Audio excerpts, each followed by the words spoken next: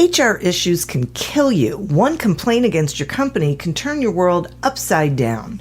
And you spend way too much time dealing with HR when you should be spending your time on making a profit. You should talk to Bambi. With Bambi, get access to your own dedicated US-based HR manager starting at just $99 per month. They get to know you and your business while providing HR expertise and the personal touch you need and want. They're available by phone, email, and real-time chat, so onboarding and terminations run smoothly. Team members reach peak performance, and your business stays compliant with changing HR regulations.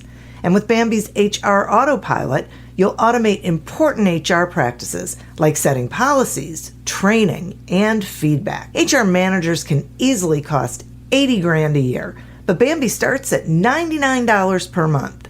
Schedule your free conversation today to see how much Bambi can take off your plate. Go to Bambi.com right now and type in Accelerate under podcast when you sign up. It'll really help the show. Spelled BAM, BEE.com. Bambi.com. Type in Accelerate. Me, but also you. The Pharaoh fast forwards his favorite foreign film, Powder Donut. Okay, what's my line? The only line I see here on the script is get options based on your budget with the Name Your Price tool from Progressive. Oh man, that's a tongue twister, huh? I'm sorry, I'm gonna need a few more minutes. Bulbous Walrus, the Bulbous Walrus. The Name Your Price tool, only from Progressive. The owl ran afoul of the comatose coxswain. Progressive Casualty Insurance Company and affiliates. Price and coverage match limited by state law.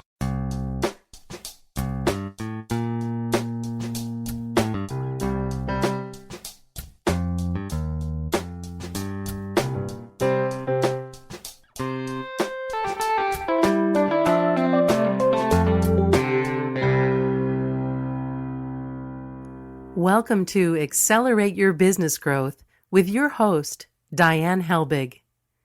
Diane is a leading small business development and leadership coach, author, and speaker who is passionate about sharing valuable ideas, tips, and techniques with business professionals worldwide. Diane brings you the world's experts and gurus in all things business. Whether it's sales, structure, social media, planning, or plateauing, guests bring their expertise and energy to each episode. When growing your business is your focus, Accelerate Your Business Growth is the show to listen to. Got a topic or guest suggestion? Let Diane know. The goal is to make sure you have the information you need to move your business forward. Thanks for joining us. Settle in and enjoy. Hi, everybody. Thank you so much for joining me. Today's podcast is sponsored by Audible.com. Audible.com is a leading provider of spoken audio entertainment and information. Listen to audiobooks whenever and wherever you want. Get a free book when you sign up for a 30-day free trial at audibletrial.com/businessgrowth. Accelerate Your Business Growth podcast is continuing to gain recognition as a great resource for small business owners, entrepreneurs, and sales professionals. From Inc.com to MSNBC's Your Business, Fit Small Business, People First, and many more. These organizations have identified Accelerate Your Business Growth and added it to lists of the best podcasts to listen to. This is really due in large part to the guests that I have had the pleasure of speaking with over the years.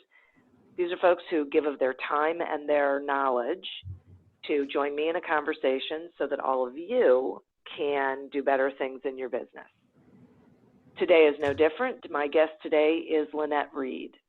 Lynette has mentored people from a variety of organizations, including businesses, not-for-profit organizations, schools, allied health agencies, chambers of commerce, government entities, and churches. She's taught courses on world religion and world cultures and also continuing education courses approved by the American Planning Association for Ethics, HRCI, and team building leadership training sessions approved by the Texas Education Agency for continuing education of teachers, superintendents, and school board members. Her current literary contributions include an executive summary paperback titled Fixing the Problem, Making Changes in How You Deal with Challenges, as well as book contributions, syndicated articles, and guest radio appearances, and a series of children's books with Abington Press. Thanks so much for joining me today, Lynette. Hi, how are you today? I am great, thank you. How are you? I'm doing very well. I'm actually at home. I've been traveling a lot lately, and today I'm actually home in Central Texas, and we're having a very nice little rainstorm. So if you hear some thunder in the background, you'll be participating in my my rainstorm with me. I had that yesterday, and I think I'm getting it again this afternoon. Maybe I'm getting it from you. Yeah, I think we've got about 2 or 3 days, but we don't complain too much here because if we have a lot of rain in this time of the year, it makes July and August a lot more doable. It kind of cools it. Oh, really? Yeah, it kind of cools it down. So if we have a little bit milder, not, yeah, I mean, it's still 100, but you know, it's not 110, so we'll take that. I would imagine. Yeah, I guess heat's all relative, gosh. right? Yeah, so. Right, exactly. Right, that's right.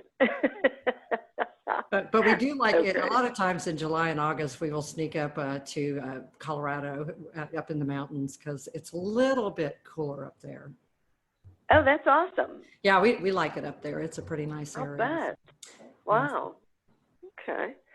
So today we're going to be talking about critical thinking, which is such a fabulous topic, and unfortunately something I'm afraid too many people are not actually doing or engaging in. And so I'm wondering if you would define for the listeners what critical thinking actually is. Yeah. Well, you know, that's the interesting thing is critical thinking skills. The general term for it, or the description of it, is how you see the world in a broader way. And so to me, what I think of when I think of critical thinking skills is how do you take something that you're looking at and see it from many, many, many different views and many, many different situations. Because if you think about it, one of the mentalities that we have right now, a little bit in our society, is let's just put our heads down and get our work done. And so that's kind of a narrower view. If you're talking critical thinking skills, you're talking about people who can say, okay, if we've got this problem, what are all the possible scenarios that we can come up with to make it work better? And how can I, in my self-awareness, figure out how to do that? And that includes thinking about logical sequencing, has to do with your own perception of the world, being able to look at other people's perceptions, things like that. So critical thinking skills for business owners is actually a pretty, I think, important thing to have, just in that when you have critical thinking skills, you're able to connect things better. You know, you're able to say, okay, here's a problem we have. What's the multitude of solutions we can come with to make that work the way we want it to, more efficiently? You know, how do we increase our customer service by the way we act, and what can we do in the way we act to make that happen? So that's kind of the short answer for the critical thinking skills question. And then it gets much, you know, obviously broader from that perspective. I think it's so interesting because I think just last week I was talking with some people. We must have been talking about flying, and then all those stories come up about where people in the moment are, you know, that we're training people to follow a very specific structure instead of using common sense and good judgment and thinking on their feet, and it's creating real problems for organizations from a customer service standpoint and just from optics.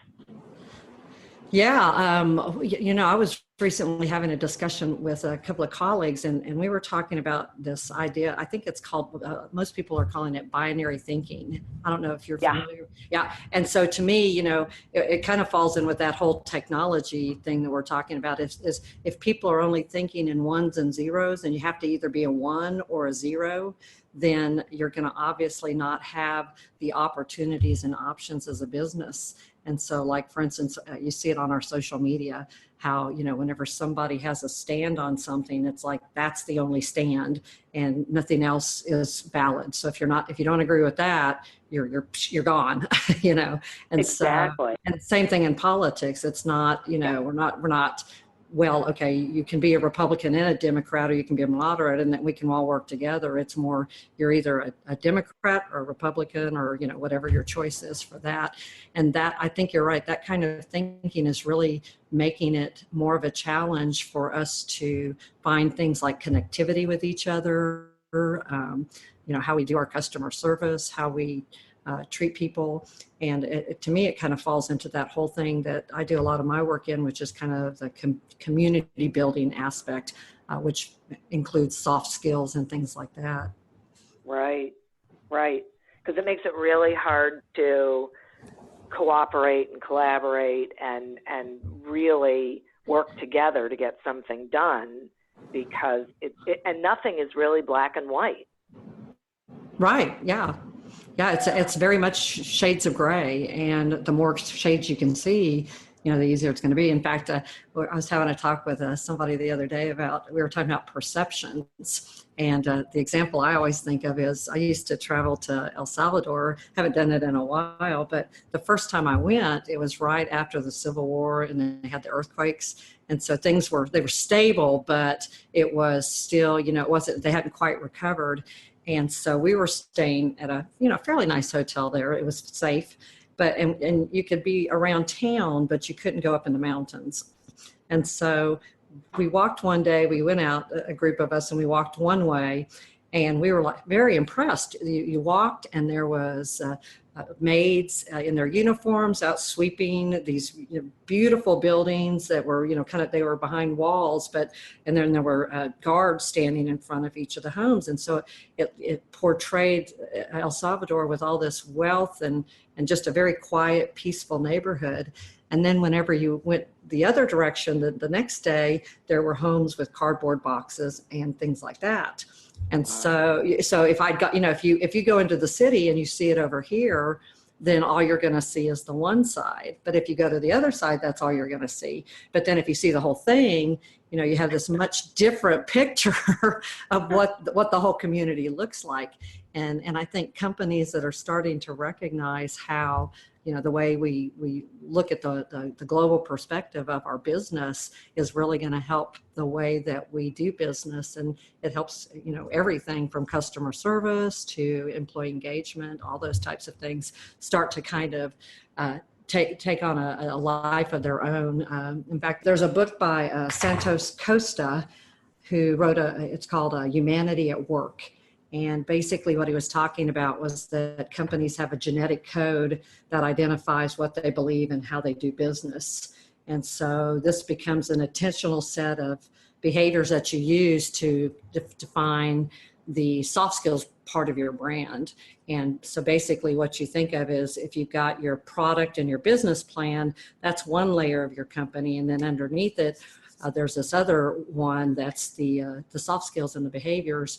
And when you put those two together, it strengthens your company. So even if you have a great business plan and a great product, if you don't have that other layer, it can really cause problems. In fact, I was talking to one of the people I work with there in Dallas, and they work for a small company that has a really good product. It's a great product, but the boss tends to have a style that is like, do it my way or the highway, and if you're not doing it my way, you're wrong. And so people in his business, although they love the product, they get really frustrated because he's inconsistent in how he acts, and he tends to be more of a yeller. You know what I mean?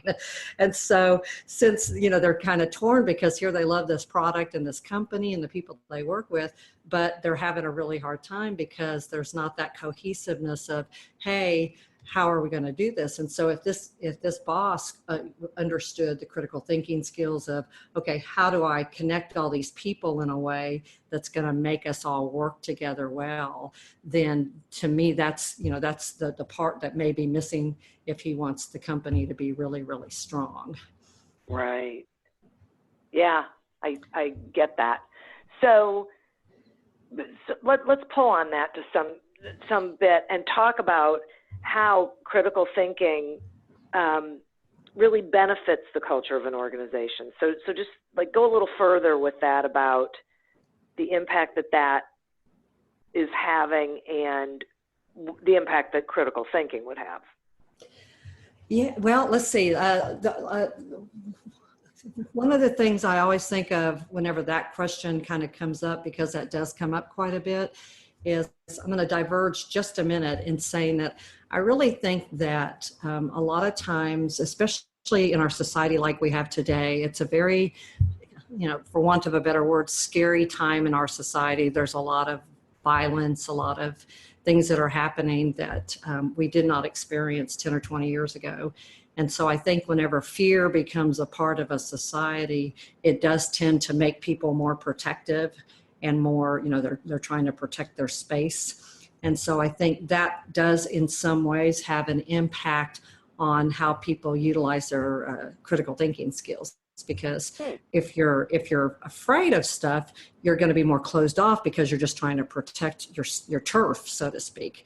Whereas if you're able to say, okay, even though this is a scary world that we live in, we can take our company and turn it not only into a great product and a great business plan, fulfill our business plan, but we can also try to create a space within the violence that people can really come and flourish and be a part of society and connect. Because to me, one of the things that goes along with critical thinking skills is understanding the connectivity of people. So for instance, if you understand that when you treat your employees well and you give them a sense of a place where they can be creative and you nurture that, then you're going to build something and create something that's different than to say, you're kind of a boss that's inconsistent, where you're going to cause fractures because people won't be able to trust you.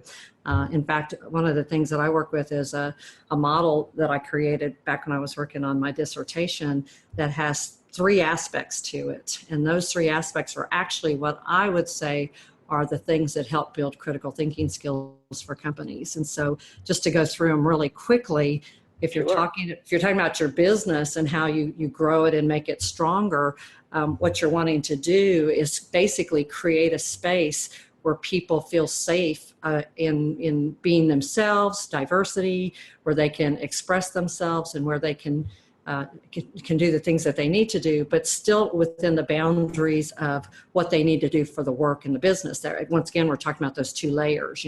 If you've got the business plan and the product, those have to be focused on and maintained, but then you also want to focus on and maintain how you're pushing that forward so that you're creating the DNA of your company, bringing it together.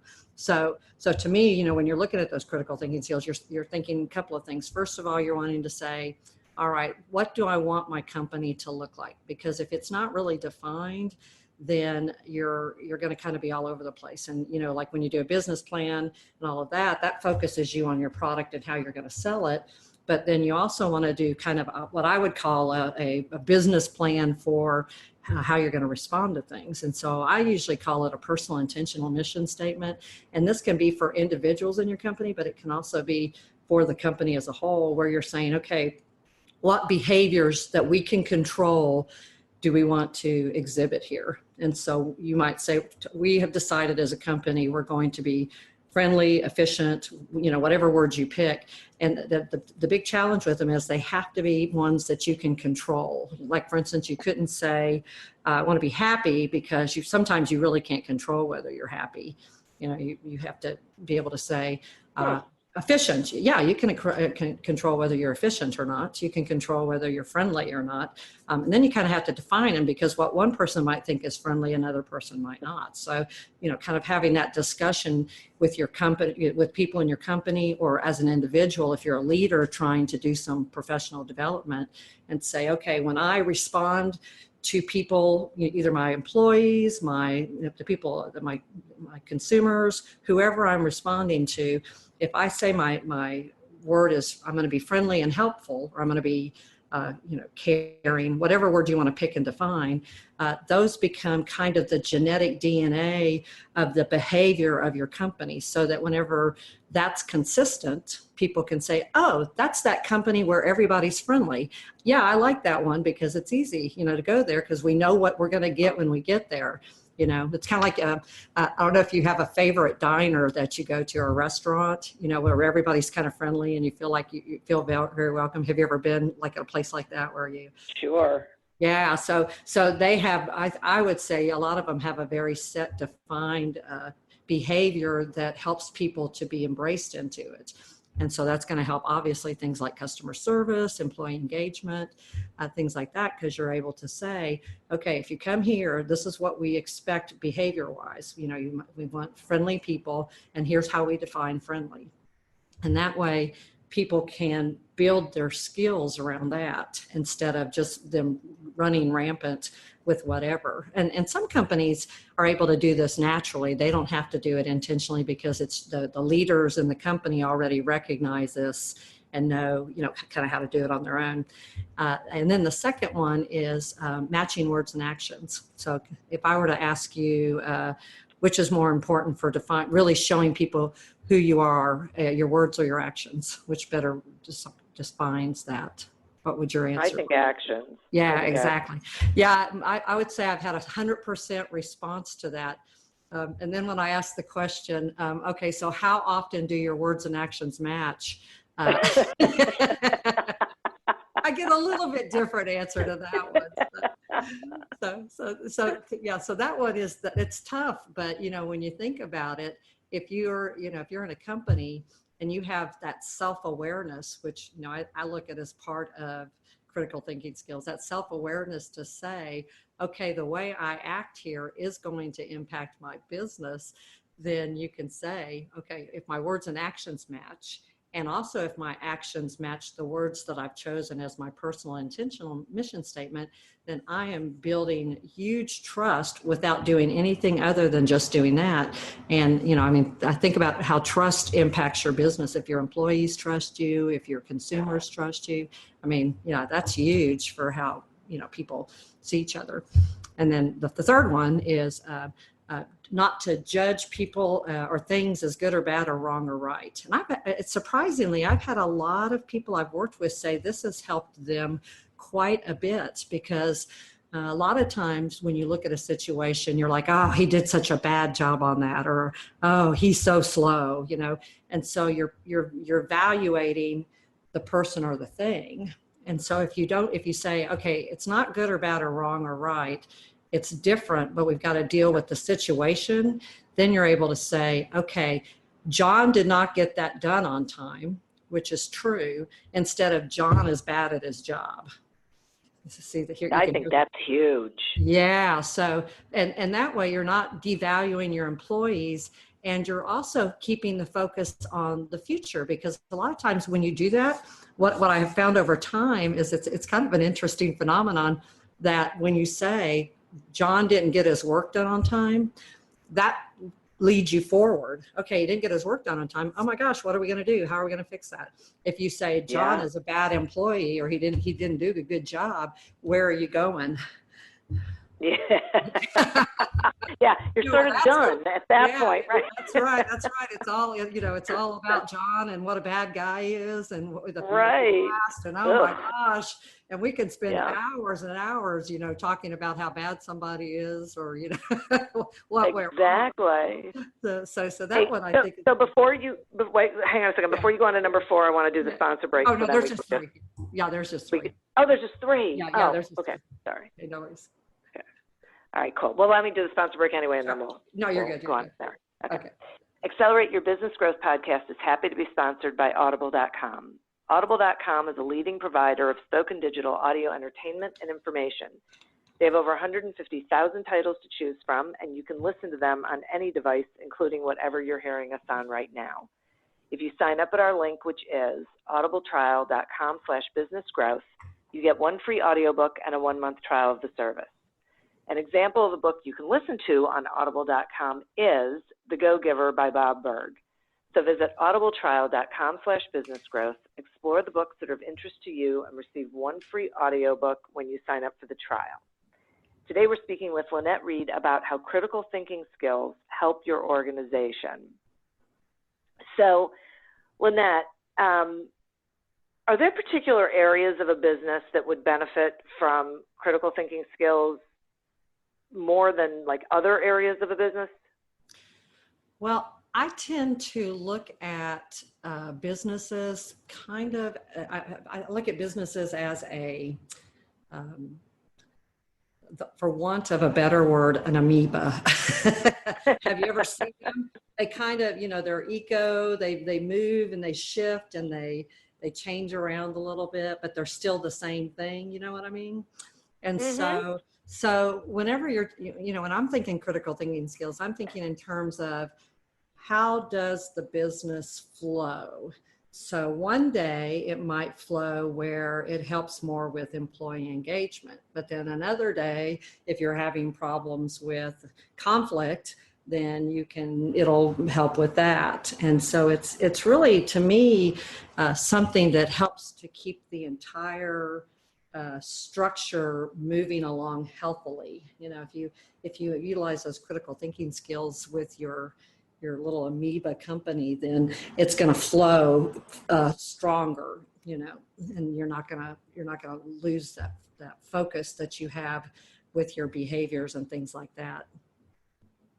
Okay, so that sounds to me, I get it, but it also sounds to me like what business leaders need to realize is that everything is fluid, right? That their business is constantly evolving and changing, and on a day-to-day or hour-by-hour basis, there may be something that is going on that requires some critical thinking. So yes, they need, right? They need to be able to just adopt that behavior, I guess. Yes, exactly. Yeah. I think a lot of times what companies do is they do crisis management.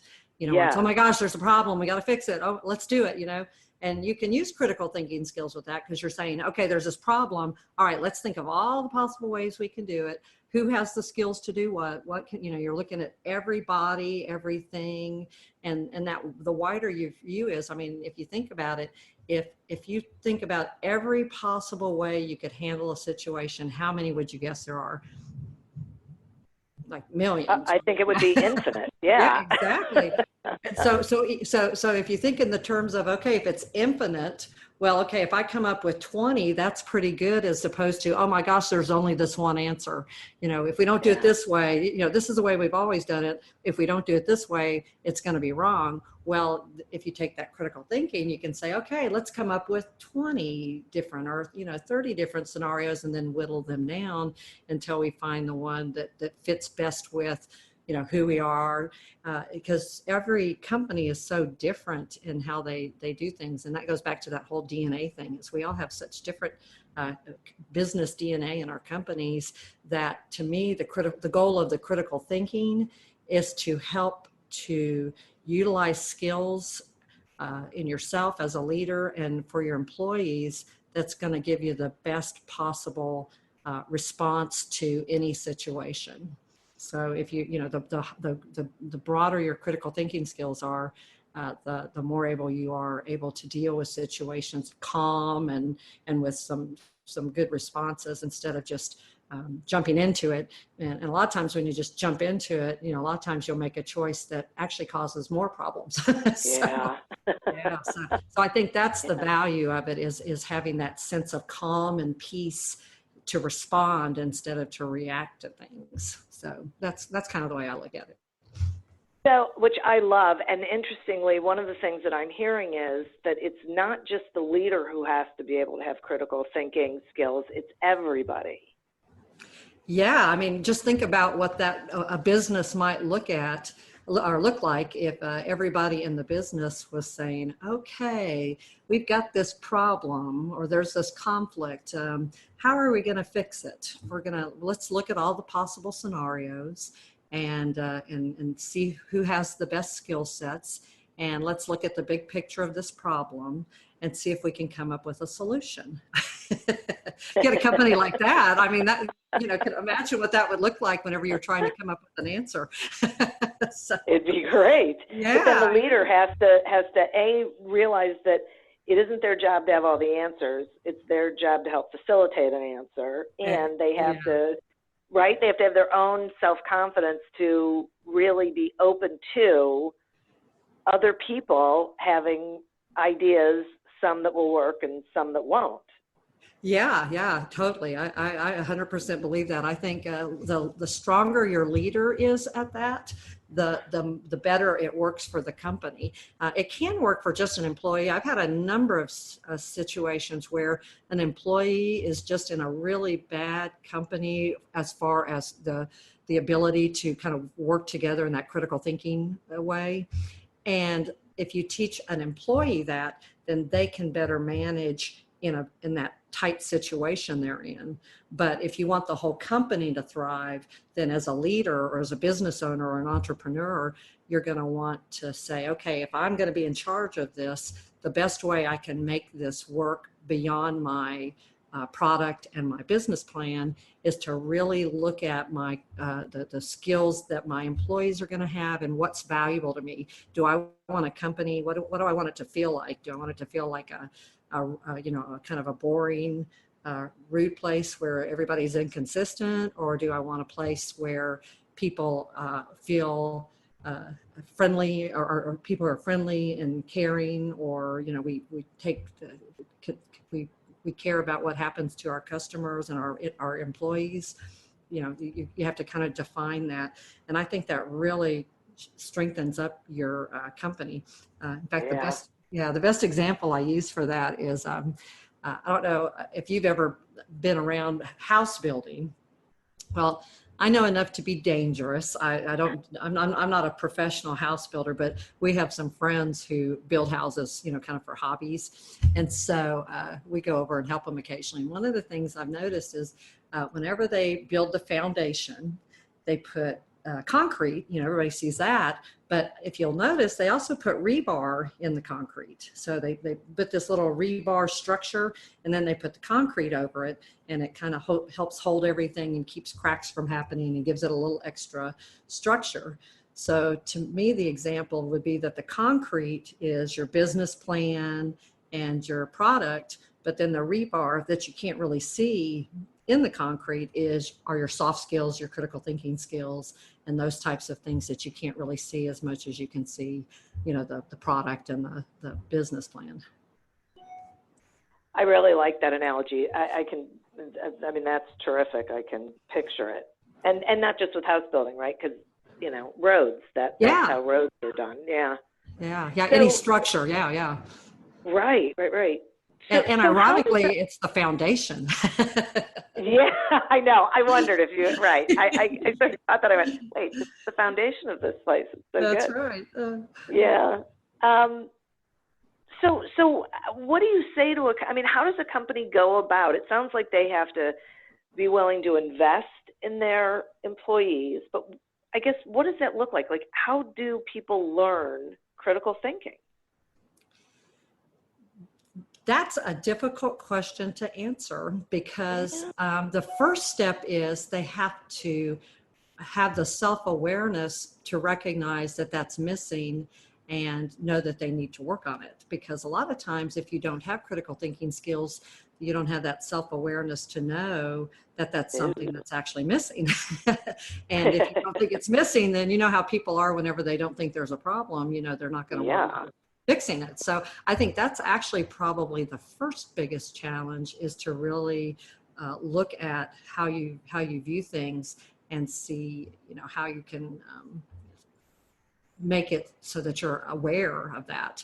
And to me, that's why whenever I think of things like, okay, the words and actions matching, no judgment of good or bad, wrong or right, and the personal intentional mission statement, to me, those are a really good way to kind of take a look at your critical thinking skills. Because to me, that's really kind of the things that help you to build those critical thinking skills, or those kind of things, because they help you to intentionally build that self-awareness into your thinking.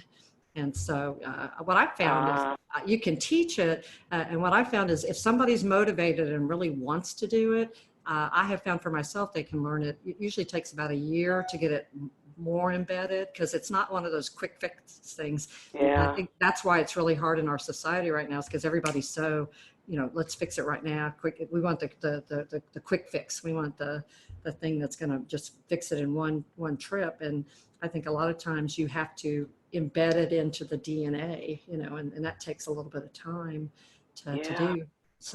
But yeah, if I were telling somebody who was just asking me, what can I do to get started on this? I would say, well, go, and I have it on my website if somebody wants to go do that. I try to use my website a little bit as an educational tool. Okay. So if you go to the homepage, about halfway down it says Get Started, and if you click on the More button, it'll take you to a page that'll actually walk through how you get a personal intentional mission statement. And so, that kind of helps build awareness. Okay, it gives you a chance to sit and think and say, okay, what intentional actions do I want to do in my life, both personally for myself and then also for my company, that I want to define it, so that when people think about my company, how do they want to feel about it? Do they want to feel, oh yeah, that's a friendly company, or yeah, they're really caring. They really take that extra step to help. And then define that. What do you mean when you say friendly? Do you mean that you smile at everybody? Does it mean that you take time? Does everybody, take a little bit of extra time out of their busy day to, talk to the customer instead of just saying, yeah, we got to go. But let me answer your question. You got to kind of define that. And then once you have that, then you've got your grounding element. That's the thing that you're going to focus on. So when, for instance, if you have a conflict in the company, or you get upset with somebody, instead of just getting upset and reacting, you say, okay, there's a situation that's going on that I've got to deal with. How am I going to utilize my personal intentional mission statement words? Okay, so one of my employees makes me really upset. Well, if my word is friendly, then I have to go to this employee in a friendly way. I have to address the issue. I don't have to be, sweet and sappy, but I have to say, okay, this is a problem that we're having and we need to deal with it, but I would like to do this in a way that is caring for both of us. Here's what I need you to do. And if you can't do this, then, we're going to have consequences to that, because then you're not just going off the handle at them. You're actually moving it forward. And then that kind of falls into the whole second one, which is the words and actions. Make sure that whatever words you pick, you're willing to stand behind them with your actions. And that's a hard one, because whenever we get upset or we're frustrated, our first reaction is to just kind of jump on somebody, I want to get that done now, and if we take that breath and just say, let's think about how we want to handle this behavior wise, then that automatically slows you down and takes your focus away from the fact that you're mad or you're frustrated, and puts the focus on, this is where I need to be whenever I have this conversation. I need to either be friendly, caring, whatever words I've picked. And that way you're automatically building something into the DNA of your company that's not the reactionary stuff. And then if you make your actions match it, then bonus, because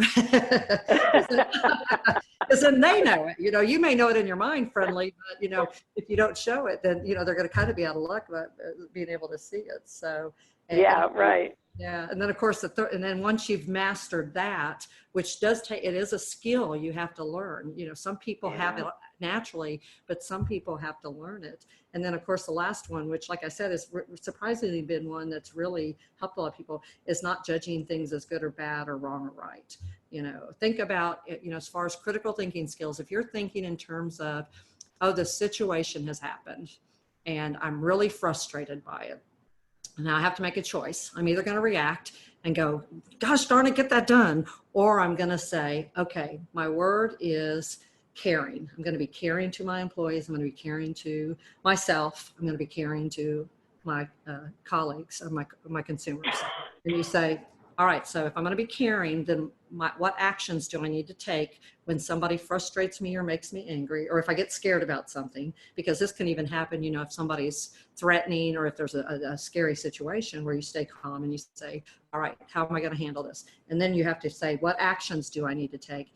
And I think with the no judgment of good or bad or wrong or right, what that does is, instead of focusing on people and things, you're focusing on the situation, and you're saying, okay, that person did this thing, move us forward, as opposed to, okay, that person did this thing, so now I'm going to react to it because I'm upset. And so the three of them kind of work together to keep it flowing. And when you can master those three things working together in your day-to-day life, then, I mean, just, you can kind of picture what it would look like, you know.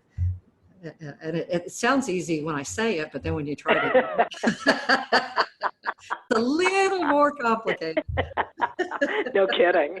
Yeah. You are not kidding. And I love all three of them, but I really, really like that one because it diffuses the reaction, right? I mean, it takes the emotion out of it because now you're just dealing with, like I always say to people, respond to the facts.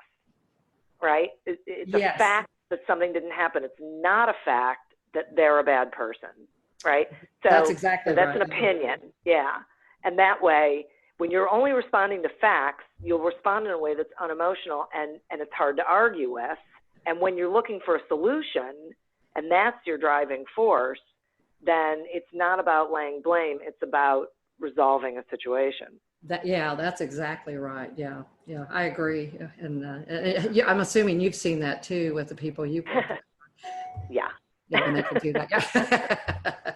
Yeah, and I think a lot of people are doing this. I see it more and more. In fact, I always laugh because I started doing this about 25 years ago. And when I first started, it was in a little bit different perspective, but very few people were talking about this stuff. And it's only been, I would say, in the past,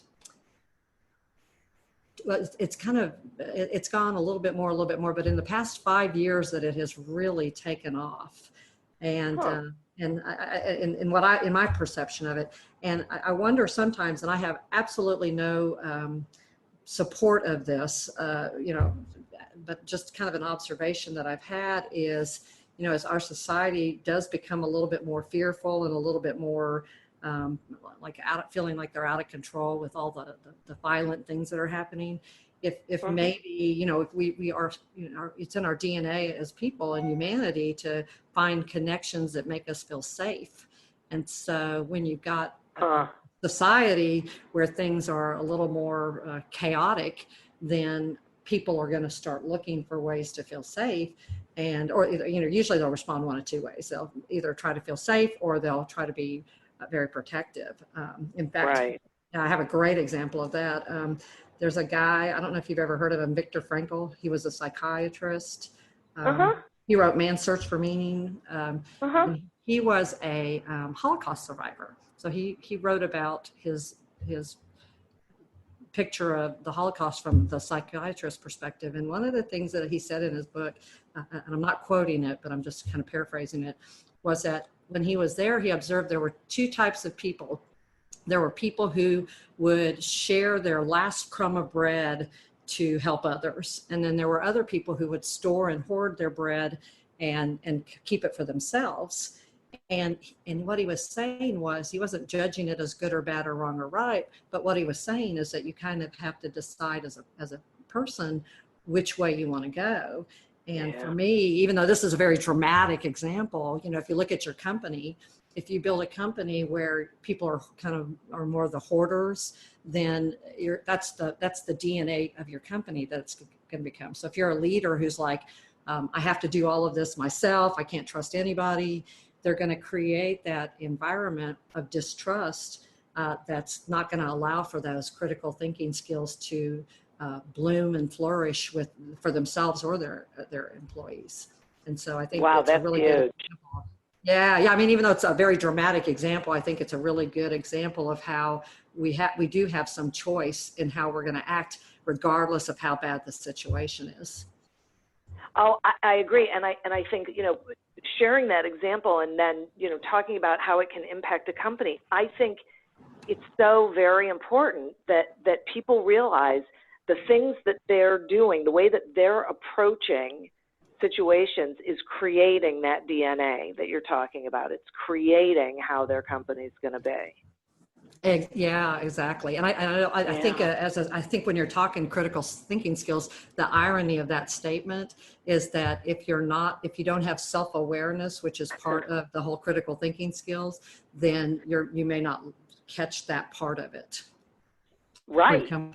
Yeah. So it's kind of like a vicious cycle, Yeah, right. And no one can tell you, right? Like no matter how many times you try and get someone to, sort of look at it, they can't, they're, ugh, yeah. Yeah. And I mean, it has implications too. If you're an employer, a business owner, and you're hiring somebody, one of the questions you might want to ask in your interview is, okay, what would you consider to be some behaviors that you would like to see in a company, or for yourself, and then you can even give them a choice of a number and see, kind of if they can give you an idea of what it is that they're looking for, and that way, that's nice. And that way, because you're wanting to try to build into your system people who match what you're trying to build. Otherwise, you're going to either have to retrain them to be that way, or it's going to put a fracture in your company.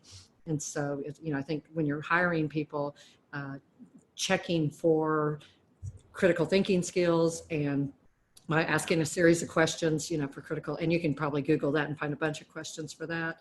And then being able to see what their personal intentional mission statements would look like to see if they would match the ones that you have for your company. Okay, so that leads me to a question. Let's say I'm a leader who is self-aware and I have critical thinking skills.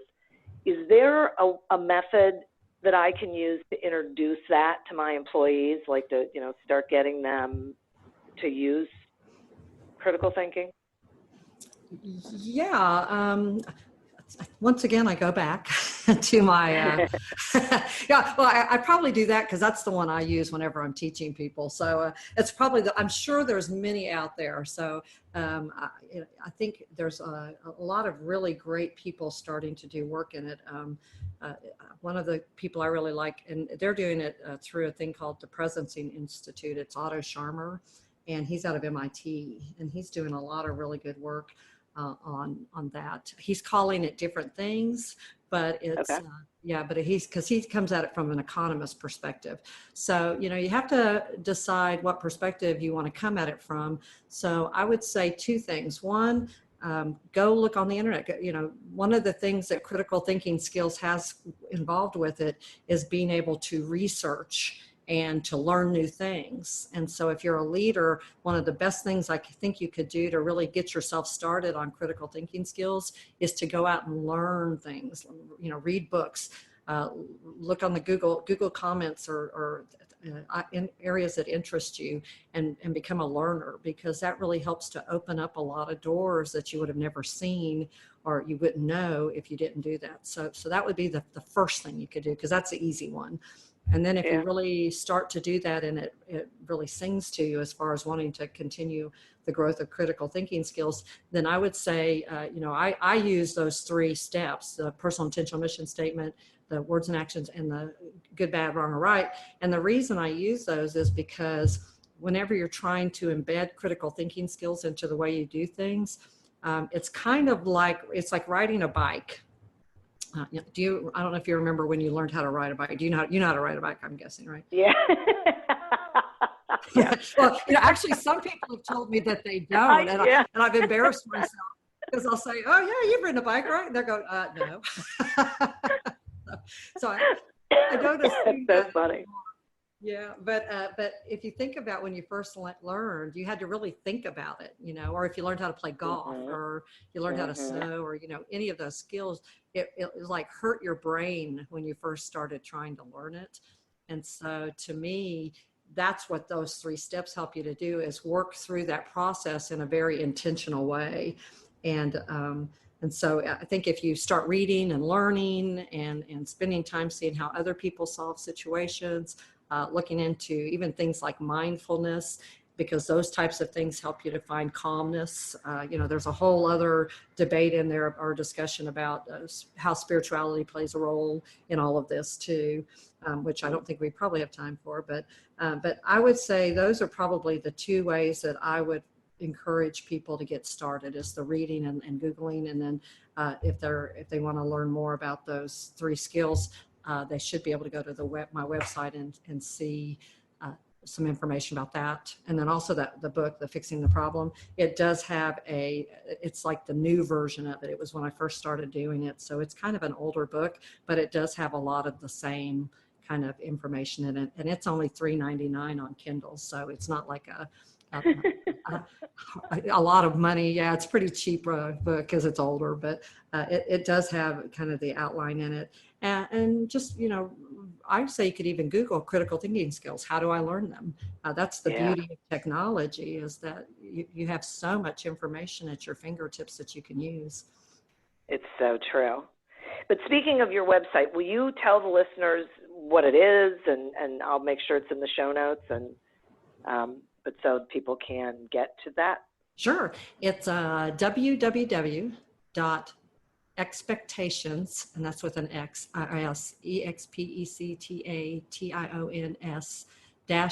-reality.com. So www.expectations -reality.com. Cool. I so appreciate this conversation. It's funny, while we've been talking, I've had these thoughts like buzzing through my head about people I know, clients I've had, workshops I give, like how to incorporate this in there, because on some level, I think that's part of what I'm trying to teach, but I never really understood, I guess, that that's really what it was. And so I'm going to be one of those people who's doing that Googling. Oh, good. Yeah. And then I also, great. I also have a bunch of articles on business.com and MPUG, which is a technology company, that people can read too if they want to read some more of the stuff. So, and I'm glad. And if you ever need anything from me, just feel free to give me a call. I'm a firm believer that the more of us that are doing this out there, the better it is for all of our businesses. So, I'm always happy to hear when somebody's going out and doing this colleague collective work, because then we're all kind of standing together to bring the lens and looking at it. Yeah, I totally agree with that. Yeah. Oh, well, thank you so much for joining me today. I've thoroughly enjoyed this conversation and learning. Well, it was nice to meet you. Yeah, I enjoyed our visit, and me too. Hopefully talk to you again soon sometime. Oh, absolutely. And I'd like to thank the listeners and our sponsor. Remember if you want to get a free trial of audible.com and a free audiobook, go to audibletrial.com/businessgrowth. Please continue to prosper and be curious. And until we meet again on another episode of Accelerate Your Business Growth, goodbye and good day. The average person experiences up to 10,000 marketing efforts each day. Those ideas are culled from millions of possibilities. The CMO Confidential podcast takes you behind the scenes to learn about the decisions, drama, politics, and glory that go with one of the most scrutinized jobs in the executive suite, the Chief Marketing Officer. Guests from all over the business world join Mike Linton, a 5-time CMO, to share stories about what it's really like in the marketing universe.